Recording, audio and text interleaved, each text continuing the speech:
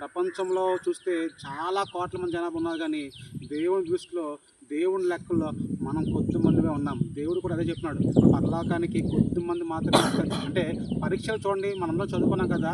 ఏ పరీక్షకైనా కొన్ని లక్షల మంది పరీక్షకి రాస్తుంటారు, కానీ సెలెక్ట్ అయిన కొద్ది మందే ఉంటారన్నమాట. అలాగా అన్నీ ఎందుకంటే దేవుడు అలా ఎందుకంటే చేశారంటే మన ప్రతిదీ కూడా లోకంలో చూసిన అన్నిటిని కూడా చూస్తే దేవుడు అర్థమైపోవాలి. దేవుడు ఒక మాట చెప్పాడు. సృష్టిలో ఏది చూసినా దేవుడి యొక్క లక్షణాలు మనకు అర్థమైపోవాలి.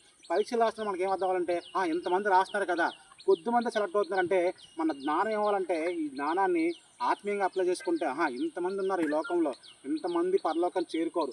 ఎవరు పరలోకం చేరుకుంటారు? కొద్దిమంది. ఆ కొద్దిమంది ఎవరంటే శుద్ధ హృదయం కలిగి ఉండాలి, మంచి మనసు కలిగి ఉండాలి, మన వలె మన పొరుగు వాళ్ళని ప్రేమించాలి, మన బట్టి దేవుడిని పరిచయం చేసే వారిగా ఉంటే దేవుడు అలాంటి మనసును అంగీకరించి ఆయన రాజ్యాన్ని తీసుకెళ్తారు. కాబట్టి ఈ పాట ద్వారా దేవుడు ఏం చెప్తున్నాడంటే మనకి శుద్ధ హృదయం కావాలని చెప్తున్నాడు.